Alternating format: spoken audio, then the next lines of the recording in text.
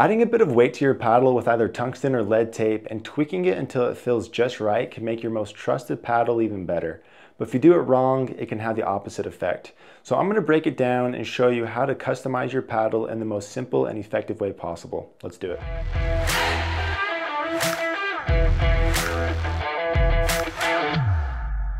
Hi, I'm Braden with Pickleball Effect. I've always been a proponent of adding some amount of weight to your paddle to enhance its performance and just make it work better for you. I love this topic and I have performed several experiments with adding weight and have developed a system that's a little bit different than anything else you'll see out there and will help you find the best place and the right amount for your individual needs and preferences. So I'm going to break this video down into 3 different sections. 1, I'm going to tell you why you should add weight. 2, what you need to do it. And 3, figuring out how much and where to put it. Okay, so starting with why you should be adding weight. If done right, adding weight has a number of benefits. It'll improve the stability and forgiveness rating of your paddle. It reduces unwanted vibrations, which makes it feel softer and improves your connection to the paddle. And it'll give you some more plow through on bigger swings so that you can add power from the baseline and when you're at the net finishing points. And it just allows you to customize the balance point of the paddle so that it feels more comfortable and fits your natural swing motion. There are, of course, downsides to adding weight to your paddle if you don't do it right. If the paddle's too heavy, then it can slow down your reaction time for shots like counters, make it difficult to execute shots that are a little more risky, and it can throw off the timing of your swing, but if you follow my instructions, you'll be able to avoid those. Okay, so what do you need to do this? First off, you need some sort of way to add weight to your paddle. I've developed this tungsten tape. This is stuff I use. This is 1 gram per inch. It's also very common to see people use lead tape. I prefer tungsten because it's safer to use, it's less toxic. Plus it just looks good. You can tear it, you don't need scissors. There's a lot of stuff to like about the tungsten over lead. So this is what I'll be using for this demonstration. Then you're also going to want a kitchen scale. This is the one I have here. And then you're going to want some electrical tape. So I have links to all this stuff in my description if you want to go and look that up on Amazon afterwards. Now that we have everything we need, we can do the fun stuff, which is figuring out how much weight we want to add and where to put it. So when we're looking at how much weight we want to add, if you're sensitive to heavier paddles, then you probably don't want to go above 8.3 ounces. But most people find that somewhere between 8.3 and 8.8 ounces is the sweet spot. I personally shoot for a target weight between 8.3 and 8.5 ounces. If you're not sure what to do, go for about 8.4 ounces. That's a good place to start. And for your reference, most paddles come in right around 8 ounces. So we first need to figure out how much our paddle weighs, which is why I have the kitchen scale. Before I weigh my paddle, I put on an overgrip because I want my final target weight to be between 8.3 and 8.5, and adding an overgrip adds a little weight to it. So I put that on first, and then I figure out what the weight is. So this is coming in at 8.1 with the overgrip on it. So if I want this between 8.3 and 8.5, I need to add between 3 and 4 ounces. So if I were to put 3 grams of weight on each side, that's a total of 6 grams. 6 grams equals 0.2 ounces. So that would bump it up from 8.1 to 8.3. And I want to go a little heavier than that. So I'm going to go somewhere between 3 and 4 inches with this, and that'll get me in the target weight I want.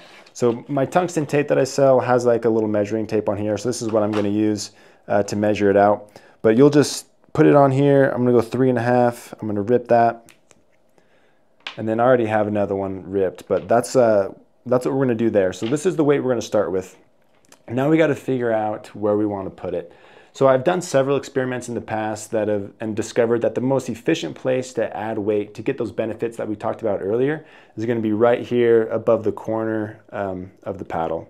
So this spot is going to give you the most stability, improve forgiveness, and improve your feel, while increasing the head heaviness of the paddle the least amount as possible. So this is going to be where we're going to start with the weight, and then we're going to kind of move it back and forth depending on how that feels to find the perfect spot for you. So you're going to see other guides out there that say putting weight at the bottom is the best for control, the side is best for stability, and the top is best for power. But from what I've found, very rarely do you want to put weight all the way down to the throw or all the way to the top. Those are just the most least efficient places. You can achieve the goal you want by putting it right here at the bottom of your side and then moving it up and down based on how that feels. So this next part you're going to want to do out of court, but take the weight that we have and you're going to put it on some electrical tape. So we don't want to stick or use the sticky side of the tape just yet, just because we don't know the final location of it. So if you put it on some electrical tape, then we can get the weight on here, and it just makes it easier to move it around before we find its permanent location so that we can use the sticky backing of the tape when we need it. So you would do this to both sides. I'm just going to put it here for now, but you'll put it in this spot, and now you just want to go test it and see how it feels. So jump on a court, hit some dinks, hit some resets, speed it up a little bit, take a couple steps back, hit some resets from the middle, go to the baseline, hit some drives, hit some drops, and just get a sense for how it feels. You're going to notice immediately that the paddle feels a little bit softer, that you're getting a little more power on ground strokes. It's going to feel more stable. You're going to feel those benefits that we talked about earlier. Now it's just about finding that right weight balance that works for you and fits your natural swing motions. So when you're doing the little play test on the court, just pay attention primarily to how it feels. Is it too heavy? Is it too light? Does it feel just right? If it feels good, then you can just leave it there, take off the backing and stick it. But if it feels too heavy, then we're gonna remove the electrical tape and then just move it down about an inch and then go retest it. Go back on the court. It's gonna feel a little bit lighter when you move it down.